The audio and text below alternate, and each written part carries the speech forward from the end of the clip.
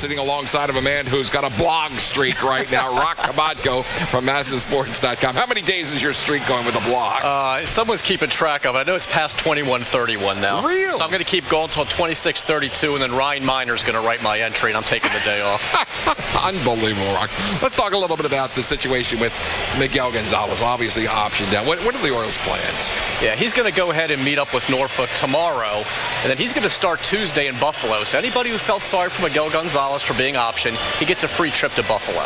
He's got that going for him, which is nice. So yeah, it looks like it could just be a one-time thing. He's going to pitch Tuesday, and then I would not be surprised at all if he ends up in Chicago with the Orioles, and he's starting on the 19th against the White Sox at U.S. Cellular Field. It really does feel like it's kind of a one and done. And Buck even said he may only go 3 or 5 innings on Tuesday because they want to keep him available in case there's a, quote, physical issue, unquote, that comes up where he can come up before that minimum 10-day requirement of having to stay down. So he's going to be kind of, I guess, an extended side session maybe, but I really get the sense he's coming right back. And it had nothing to do with his performance, obviously, when he got sent out. When you have a 3.80 ERA in 20 games this season, you get up 2 earned runs or fewer in 5 of your last 6. You're not being punished. They just had to make room for Baldo Jimenez, and Miguel was here today. He stopped by the clubhouse. He said he understood. He talked with Buck about it, and he knew he had options, and he was going to have to be the guy, and he expects to come back. They've already discussed that. So I really think it's going to be a one-time thing in Norfolk. We'll see him back here, and it's a pleasant problem to have. It's like when Ryan Webb got optioned. They didn't want to send him out either. They had to make room for Andrew Miller. In the past, it's been, the challenge of who's the last man standing. We got to find somebody that can get out. The challenge now is we have so many guys pitching well. How do we make room for somebody else who's being acquired or is coming off the disabled list? It's a pleasant problem to have, but it's a problem nonetheless. And Roch, it seemed like Buck Showalter was probably hurting more internally about it than anybody. Right? He was. I think Miguel probably said that. He could sense that it really bothered Buck more than anything. And Buck did explain it to him again, that they appreciate everything he's done, and they were sorry to do this. But, he wasn't going to be available for the next couple days, which Miguel also pointed out. That's why he understood. He had options. He wasn't going to be available. We need you to go down, make a start. We'll bring you back. How about Delman Young now? He's been really taking over this team from power standpoint. He's been in a good groove. When he was signed in January, I think everybody did okay. He'll be a guy, good platoon guy against lefties. He's a career 301 hitter against them. And he's a career 276 hitter against righties. Well, that includes what he's done this year against right-handers. And we're talking, this guy's hitting 354 against them. So that's been the most impressive thing to me. Forget the whole platoon thing. He's a guy that you can play pretty much every day now, which they seem to be doing now. Steve Pearce is 4 for his last 36. He's made 1 start since July 31st. He's got 5 at-bats in that period. So I think it's a combination of he's cooled off, but also Delman's swinging the bat so well now, Steve can't get back in the lineup to kind of work his way out of this. But every time I bring up Delman Young to Buck, the first thing he talks about is how impressed he is with the guy's work ethic. Delman felt like he had something to prove, had to settle for a minor league deal. There weren't a lot of teams in on him over the winter.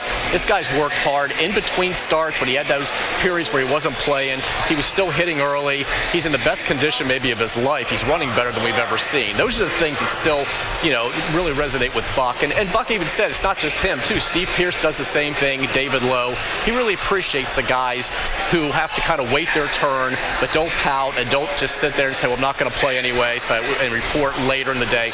They're here early, working hard, so they're ready when they're called upon. And it certainly served Delman Young well. Now remember, Delman Young has 8 playoff home runs in his career.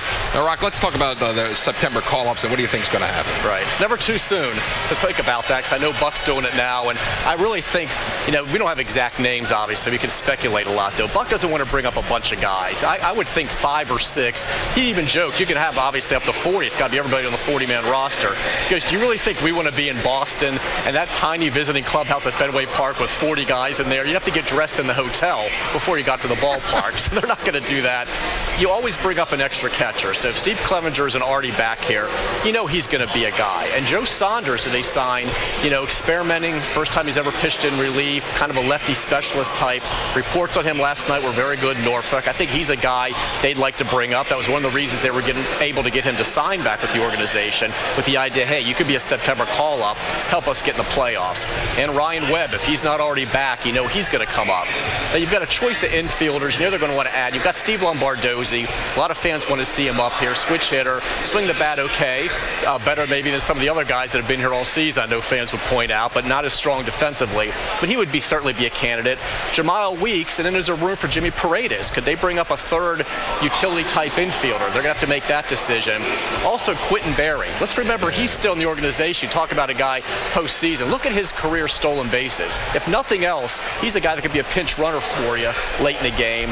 Obviously, a spare outfielder. So he's a guy you kind of keep in mind as well. I don't know about Henry Urrutia because he's missed most of the season. He had a sports hernia surgery.